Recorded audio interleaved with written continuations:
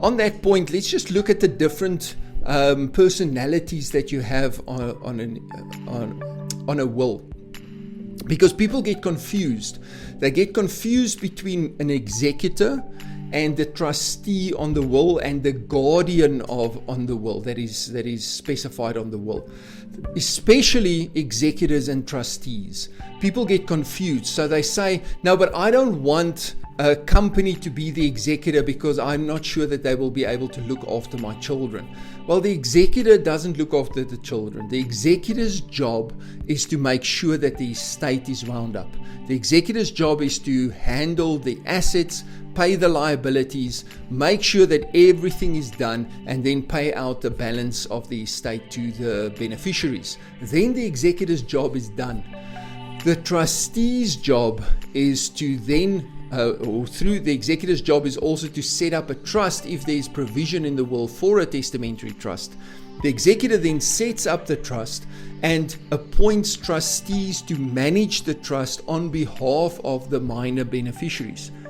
So the trustee will look after the financial well-being of the children moving forward, not the executor. The executor's job is just to get the estate wound up.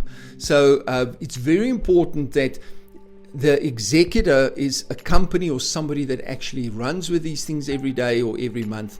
The trustee is somebody, I usually suggest that when you look at a trustee for the trust, then you set up a private individual, somebody that you know would have the children's best interest at heart, and you put a financial institution or a financial person, financial advisor or accountant, auditor, somebody like that, or a company that manages these as the trustees of that trust.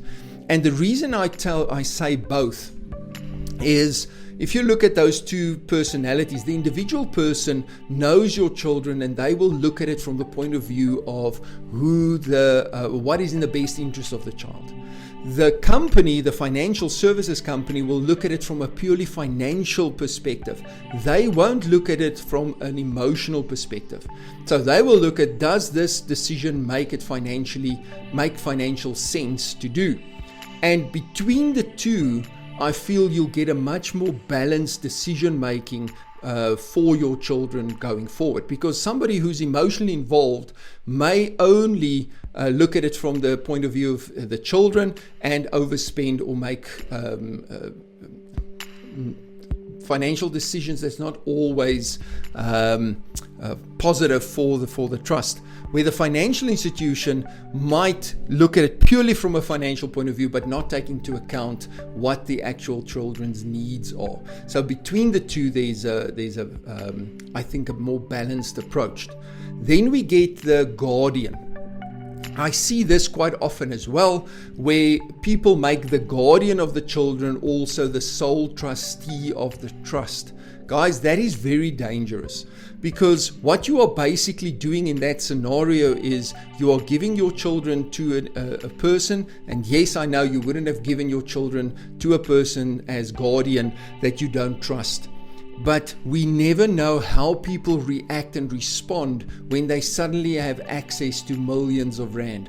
You never know how people respond. People justify them. Some of the greatest people in the world have gotten into trouble before because they keep justifying what they're doing.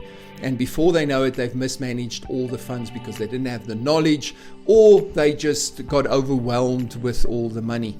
So then they make the guardian and the trustee the same person, which then means that not only does that person have responsibility to the children, but they also have access to all the funds without any checks and balances.